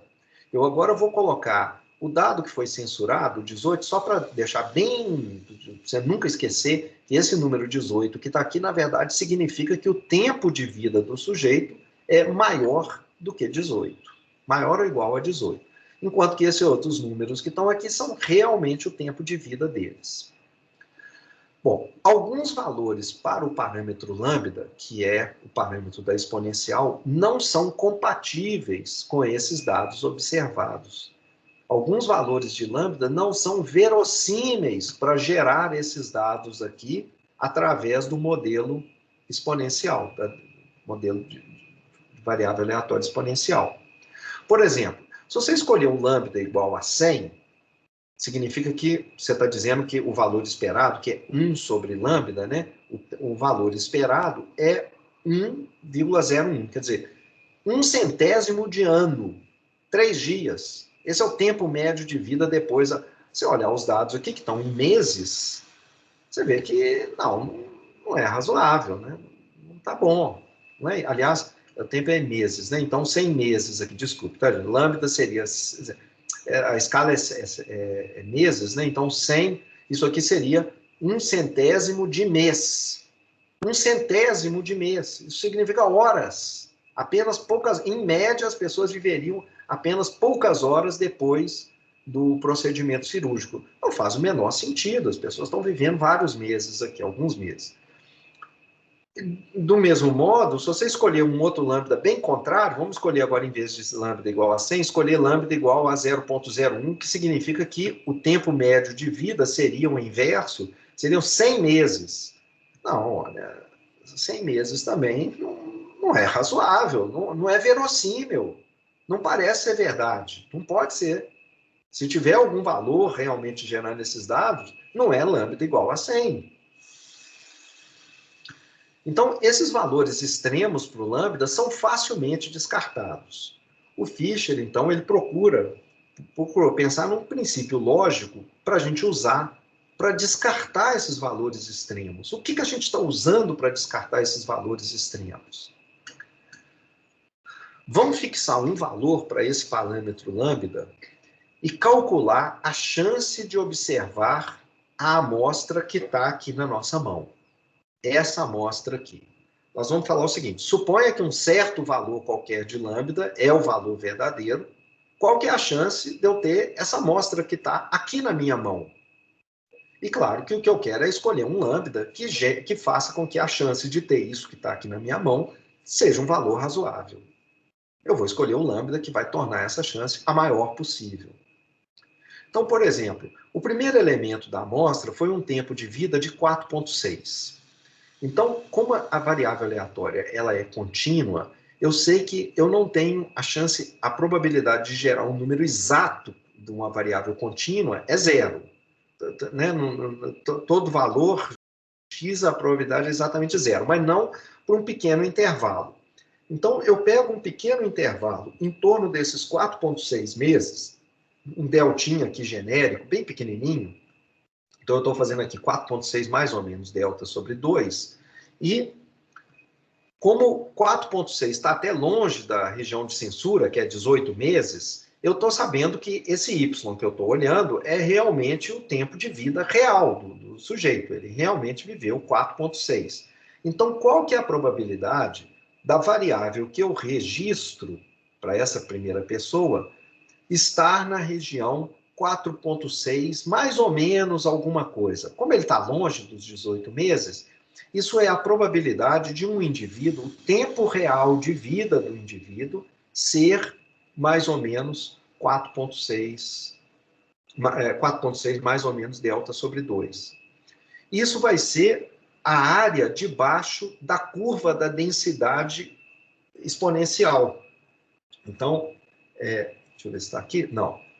Deixa eu ver se está aqui. Não. Então, aqui não. Cadê o exemplo aqui? Então, vamos supor que você escolheu um lambda aqui qualquer, um lambda igual ao lambda roxo aqui, que é o mais claro. Você pega aqui o valor 4,0. Deixa eu pegar um outro valor diferente, um pouco mais. 2, por exemplo. 2, vamos supor que o valor fosse 2. Você pega um deltinha para um lado aqui, um deltinha para o outro lado, bem pequenininho, e calcula a área debaixo da curva que você está considerando, a curva que é um lambda genérico aqui. Essa área que está aqui é o valor da densidade, a altura da densidade no ponto 2, quer dizer, é lambda vezes E elevado a menos lambda vezes 2, vezes o deltinha, que é o intervalo aqui embaixo. O retângulozinho com essa altura aqui, igual à altura no ponto que você está olhando. Então, a nossa ideia aqui essa daqui é a densidade de uma distribuição exponencial no ponto 4,6, vezes o comprimento do intervalo, que é o deltinha, o delta. É delta sobre 2 para cada lado, tá? Então, eu estou simplesmente aproximando a probabilidade pela área do retângulo com essa base aqui. Essa aqui é a densidade de uma exponencial com parâmetro lambda. Para todos os outros elementos da amostra em que o valor registrado foi de fato o tempo de sobrevida, essa é a probabilidade de você observar aquele tempo de sobrevida, caso esse modelo exponencial seja o modelo que esteja gerando os dados. E para os outros valores que são censurados? Vamos olhar agora, tem 3 elementos da amostra, nos nossos dados observados, que têm um valor registrado de 18, no Y18. O que eu sei quando o Y é 18 é que, na verdade, então está aqui, qual que é a chance de você registrar um valor 18? A chance de registrar um valor é a chance do cara viver mais do que 18 meses. E isso, pela distribuição exponencial, a área da curva a partir do ponto 18 simplesmente elevada a menos 18 lambda. Então, agora a gente quer a probabilidade conjunta de toda a amostra que está na nossa mão. Qual que é a probabilidade da gente extrair a amostra igual à amostra que a gente realmente tem em mãos, se o modelo exponencial é o modelo que está funcionando por trás e com um valor lambda genérico. Então, é a probabilidade do primeiro cara ser o valor 4,6, mais ou menos delta sobre 2, o do segundo valor ter sido censurado, do último valor da nossa amostra ter um tempo de vida de 2,1, mais ou menos alguma coisa. Então, as variáveis y e y10 são IDs, né? Então, essa probabilidade aqui é o produto das probabilidades dos valores individuais. Cada um desses caras a gente calculou anteriormente. Esse daqui era o lambda vezes E menos lambda vezes delta. Quando o valor é censurado, fica só E elevado a menos 18 lambda, sem delta, sem aparecer delta. Então, no final das contas, na hora que eu faço esse produto, são 10 elementos na minha amostra, eu vou ter esse lambda aqui, ele só aparece quando o dado é não censurado. Então, vão aparecer 7 lambdas, vezes as exponenciais aqui, ela aparece para todo mundo, censurado ou não censurado. Então, é a exponencial de menos lambda, a soma dos 10 valores aqui. Os 10 elementos, censurado ou não censurado. Os 18 estão aqui. Vezes o deltinha, ele também aparece 7 vezes, né? Então, o delta aqui elevado a 7, que está aqui. O expoente da exponencial... Não, então tá. Então, o que a gente está encontrando é o seguinte, olha, a probabilidade de observar, mais ou menos, né, esses números que estão na nossa mão, se o modelo é um modelo exponencial, é essa expressão que está aqui. Depende do lambda que você está escolhendo, mas depende do lambda através dessa função, vezes esse delta sobre 7 que a gente escolheu arbitrariamente. Esse delta é completamente arbitrário e não tem relação nenhuma com lambda. Então, se o que a gente está querendo é maximizar essa probabilidade aqui, em relação a lambda, qual que é o lambda que torna essa chance de observar isso que está na nossa mão o maior possível, o que você tem que fazer é maximizar esse pedaço que está aqui, que foi o produto das densidades, para o caso dos dados realmente observados, vezes a probabilidade de você ter um valor censurado, que é simplesmente a probabilidade do cara viver mais do que 18 meses. Então, essa função que está aqui, ela é a nossa função de verossimilhança. Quão verossímil é o valor lambda para gerar esses dados que estão na nossa mão. E a gente vai agora plotar essa função. Essa função está plotada aqui, o lambda aqui embaixo, os diferentes valores, e aqui o valor dessa função L lambda, que é essa função aqui.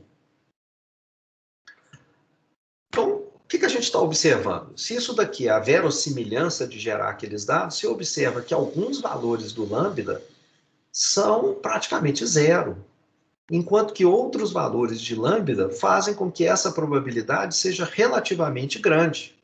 Ela seja relativamente grande aqui no meio. E qual que é o valor do lambda que torna máxima essa probabilidade? Bom, está claramente delineado aqui, tem um ponto que vai maximizar isso. Como é que a gente acha esse cara?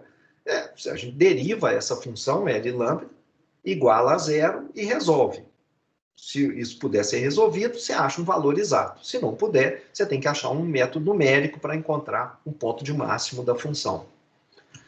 O Fischer vai dizer que esses valores muito extremos para o lambda, que tornam a função muito próxima de zero, sejam esses lambdas muito altos ou esses lambdas muito baixos aqui, eles não são verossímeis. Os outros valores são os parâmetros verossímeis. A gente já falou disso. Se a gente olhar, existe uma noção de verossimilhança relativa. Eu vou fazer o seguinte, eu vou pular essa partezinha aqui, gente, porque isso aqui é muito simples, eu vou deixar para você ler. Então, deixa eu terminar aqui. O EMV, porque meu tempo está acabando, a ideia é acompanhar, então, esses valores L lambda à medida que os valores do lambda varrem o espaço paramétrico. Quanto maior o valor L lambda, mais verossímil o valor do lambda correspondente. O valor que maximiza é a estimativa de máxima verossimilhança. Às vezes a gente fala estimativa ou estimador. Estimador é a fórmula que a gente vai usar, o algoritmo que a gente tem. Estimativa é a instanciação daquele estimador numa amostra específica. É um número específico que você acha. Então, na figura aqui, o valor do lambda, que vai maximizar o L de lambda, é aproximadamente, você olha aqui embaixo, é mais ou menos 0,075. Então, para encontrar esse cara, a gente deriva essa função em relação a lambda, igual a zero, e aí resolve aí esse E elevado a coisa que vai se cancelar, que vai ficar dos dois lados aqui da igualdade, e vai ficar super simples a fórmula aqui. O lambda que maximiza é 7 dividido por 99,7. Uma estimativa para o tempo médio de sobrevida é o inverso desse lambda. Então, o inverso do lambda é 99,7 dividido por 7. Olha, divido e multiplico por 10, que é o tamanho da amostra, e a coisa curiosa é o seguinte, o que está aparecendo aqui agora é a média aritmética dos 10 números que estão na minha mão, sendo que 3 desses números são censurados, e o que eu tenho é só o valor 18 e não o tempo real de vida desse cara. Então, esse y barra que está aqui, que é a média dos y que estão na minha mão, eu sei que é um valor que subestima o valor verdadeiro do mu. Ele não fica em torno do valor mu. Ele tende a ser puxado para baixo se a gente tivesse dados censurados na amostra. E o que esse fator que está aparecendo aqui no estimador de máxima verossimilhança está fazendo? Ele é um número maior que 1, 10 dividido por 7. Ele está empurrando esse y para cima. Ao empurrar esse y para cima, ele está fazendo uma coisa que a gente gostaria que ele fizesse mesmo, que é, de fato, aumentar um pouco esse valor aqui para ele não ficar sistematicamente abaixo do mu. Mas será que ele está empurrando da quantidade certa?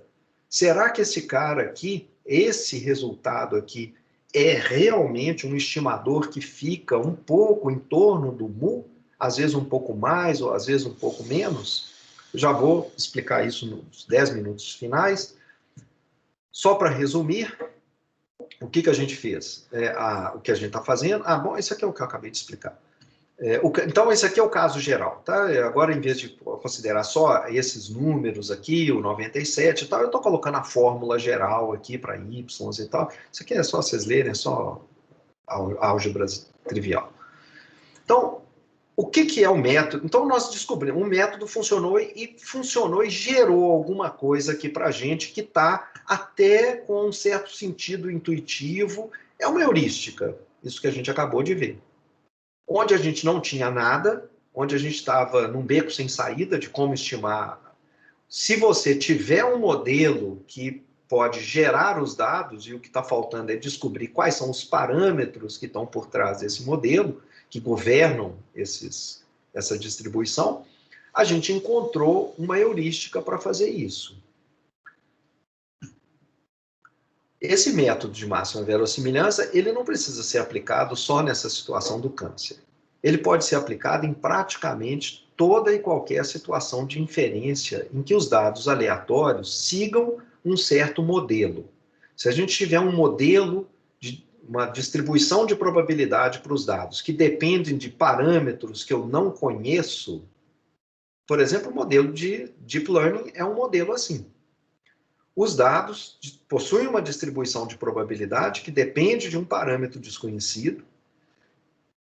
Se esse parâmetro, em vez de ser um vetor, for um único parâmetro, um único número, o método pode ser resumido de maneira informal da seguinte maneira, não é só para o caso desse câncer que a gente viu. Você tem aqui os dados da amostra. Usa o seu modelo estatístico para calcular o valor aproximado da probabilidade de observar os dados da amostra que estão na sua mão. Qual que é a chance de ter esses dados que estão realmente na sua mão? Obtendo, então, uma função chamada de verossimilhança, que é uma função que é essa probabilidade como uma função do parâmetro θ que você não conhece. Esse parâmetro que está governando essas densidades. Só esse θ pode variar. O evento está fixado. O evento é o evento que você observou, os dados que você observou. O que você faz agora é achar esse θ que maximiza essa função, que torna máxima a chance de observar o que você realmente observou. É a estimativa de máxima verossimilhança. Então, o método de máxima verossimilhança, ele encontra esse valor que é o mais verossímil, tendo em vista os dados que estão à mão. Esse valor é aquele que, aproximadamente, maximiza essa probabilidade. Nós não estamos encontrando o θ mais provável. Nós não estamos falando que tem θs prováveis e θ menos prováveis. São θs verossímeis, compatíveis com os dados. Por que a gente usa o método de máxima verossimilhança? Ele é só uma heurística? Bom, ele tem várias vantagens. A primeira deles é a generalidade. Ele é um método muito geral e pode ser usado quando a intuição não conseguir sugerir bons estimadores para o θ. Foi exatamente o problema que a gente teve do câncer aqui. Né? Ele pode ser usado não só nesse problema, mas a gente vai ver a maneira geral de usar esse método. Ele pode ser usado em praticamente todo e qualquer problema de análise de dados. É só obter a probabilidade como uma função dos parâmetros das coisas que você não conhece e maximizar essa função em função dessas coisas que você não conhece. Bom, o Fischer é um gênio. O que ele mostrou é que essa ideia, que parece razoável, ela é muito mais do que só razoável. Primeiro, ele demonstrou que em todo e qualquer problema de estatística, se a amostra cresce, se você tem um conjunto de dados razoavelmente grande, se ele não for muito pequeno, essa estimativa que você obtém com o seu método de maximizando a função de verossimilhança, ela converge para o verdadeiro valor do parâmetro θ que gerou os dados, qualquer que seja o problema estatístico em que você esteja. Ou seja, vocês lembram da lei dos grandes números? A gente falava que a média aritmética converge para a média populacional. Pois nós vamos mostrar agora que o θ chapéu obtido por essa maximização, ele converge certamente para o verdadeiro valor do parâmetro. Se existe um valor do parâmetro que está gerando os dados que estão na sua mão, esse cara vai convergir para ele, basta que você tenha uma amostra grande. Não parou aí. O paper de 1922, ele fala mais. Ele também diz o seguinte: esse θ que você vai obter, ele é aproximadamente não viciado para o θ. Ele não fica, ele converge para o θ, mas ele não converge por baixo ou por cima. Ele não está sistematicamente abaixo do θ ou sistematicamente acima. Dependendo da amostra, ele pode ficar um pouco para cima, às vezes um pouco para baixo, mas em torno do θ. Você não consegue dizer se ele vai estar para cima ou se ele vai estar para baixo, mas ele está em torno do θ. E é isso que significa vício ou não vício. A gente vai definir isso de maneira exata logo na próxima aula, tá? Porque é a parte da teoria de máxima verossimilhança. A outra razão, porque não parou ainda não. Mais uma razão para usar, ela também é do Fischer, é desse paper dele, de 1922, e o resultado é sensacional. Ele diz o seguinte: qualquer estimador que você queira que seja não viciado, ou que seja aproximadamente não viciado, pensa em algum outro, qualquer outro, pois esse estimador, ele vai ter um erro típico de estimação, um erro médio de estimação, que é maior do que o estimador de máxima verossimilhança. Nesse sentido, ele está dizendo o seguinte, nada pode ser melhor do que o estimador de máxima verossimilhança. Porque mesmo que você quebre a cabeça e encontre um outro estimador, que seja uma coisa boa, ele ser não viciado, ele ser mais né, em torno do valor verdadeiro, às vezes um pouco acima, às vezes eu não quero um valor que seja sistematicamente abaixo. Tá bom. Se você quiser pensar num estimador com essa propriedade, você não pode fazer nada melhor do que um estimador de máxima verossimilhança. E mais, isso não é válido aqui no nosso problema de câncer no cérebro, nesse problema específico. Não. É para praticamente qualquer modelo estatístico. Qualquer um. Lá vem o Fischer de novo, mais um resultado fundamental.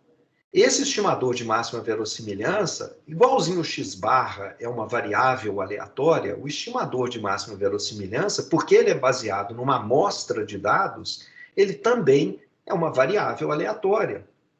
Ele oscila em torno do verdadeiro valor do θ, às vezes um pouco mais, às vezes um pouco menos. É o que menos erra, que é o estimador de máxima verossimilhança. E, além disso, esse errinho em torno do θ é aproximadamente gaussiano.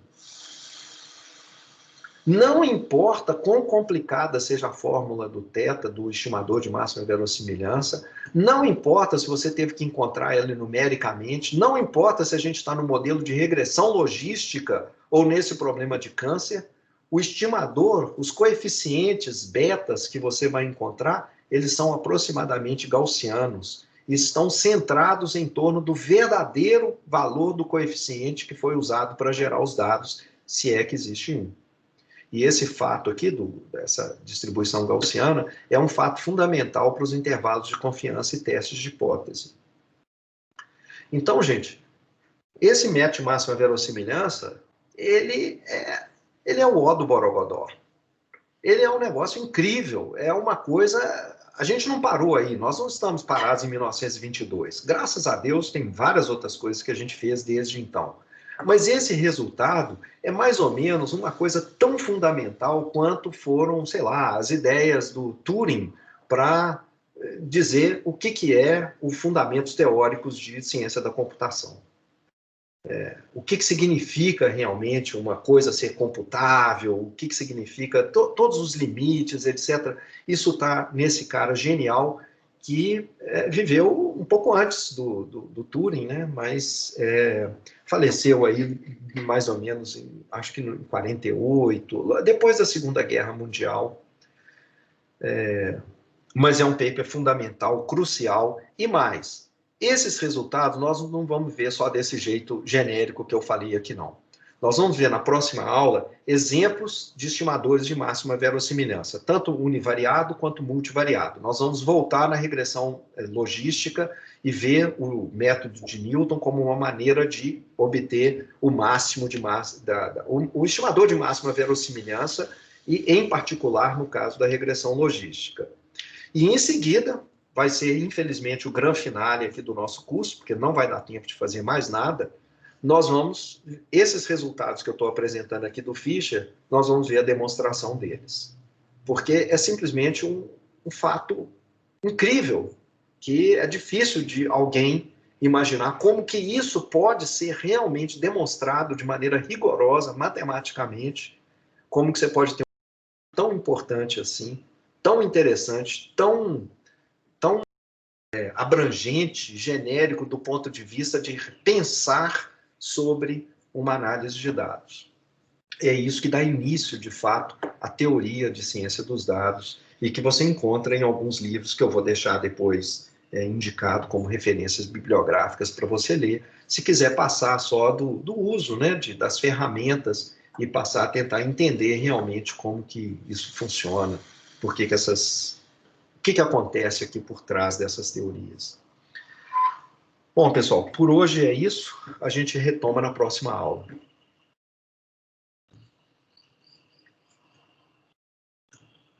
Professor, tem uma dúvida aqui. Tá me ouvindo? Eu estou te ouvindo. Tá, duas dúvidas. Confirmar a live vai ser na terça, 7 horas?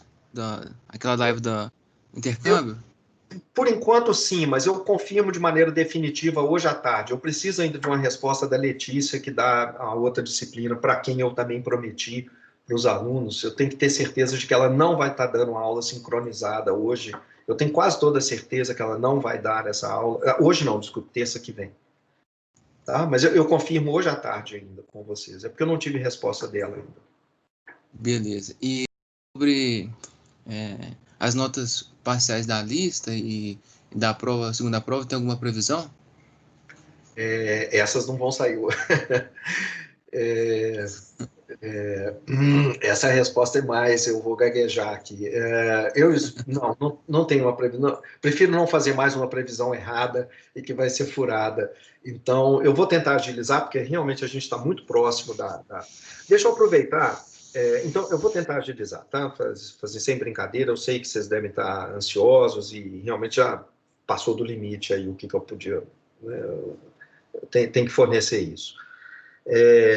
Gente, tem uma pessoa que me pediu uma situação pessoal complicada, fazer a prova no sábado. Eu estou pensando em transferir a prova para sexta-feira, que é um dia da semana. A última sexta-feira, né? Que eu esqueci agora exatamente a data. Quando que era? Era aqui, seria no dia 7, não é isso? Isso. No dia 7 aqui a gente deveria estar encerrando, e a ideia seria que ela fosse realizada no dia 6, a prova, o dia todo, na sexta-feira, dia 6. É possível fazer isso ou vocês estão com outras provas marcadas no dia 6?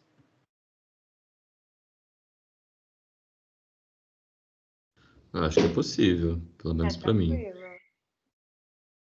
Tem alguém aí assistindo a aula que sexta-feira, desse jeito, seria uma coisa inviável, teria...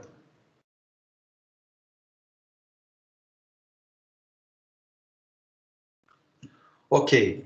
Então, gente, se não tiver problema, e se a gente não ouvir mais ninguém depois reclamando desesperadamente, a gente provavelmente vai transferir, então, essa prova para sexta-feira, mas eu vou fazer pelo Moodle uma consulta mais geral, incluindo até os que não estão presentes aqui agora. Ok? Professor, na verdade, o problema é que eu trabalho na sexta-feira. Se for haver votação, o meu voto seria para manter no sábado. Só se ficar realmente inviável para todo mundo de manter no sábado, aqui para mim seria. Eu tento dar um jeito aqui na empresa. Mas de resto, para mim seria bem mais interessante no sábado, se possível. Tá. Ok, deixa eu pensar então como é que eu vou fazer. Tá bom? Renato, Tá eu bom, acho que você pode obrigado. deixar a prova aberta até mais tarde, né? Dado que, por exemplo, mesmo que a pessoa trabalhe 8 horas por dia, o pino vai começando 9 horas, terminando 18 horas da noite. Se você fechar a prova, sei lá, 23h59, dá um tempo bom, né? Mas ainda assim a pessoa ficaria prejudicada, etc. Né? Então, quer dizer, relativamente aos outros, né? Então, tentar. Eu vou pensar aqui, tá, gente? O semestre está exigindo decisões esquisitas e vamos lá, vou fazer de alguma maneira que. O importante é as pessoas aprenderem, terem interesse, lerem. Eu não estou muito interessado. Não estou aqui no. Bom, em suma, eu vou pensar uma coisa que seja razoável para todo mundo, então. Não, mas se for só eu o motivo de problema, não tem problema não, professor. Pode deixar na sexta que eu tento dar um jeito aqui também.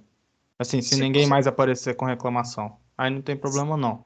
Eu vou fazer a consulta, se você conseguir fazer uma transferência, se a sua empresa te liberar, etc., você me avisa. Mas eu não quero que você fique prejudicado também com muito menos horas de possibilidade de fazer a prova do que os outros alunos, tá? Tá bom então. Obrigado. Você me informa. Então tá. Gente, então é isso e espero vocês na próxima aula.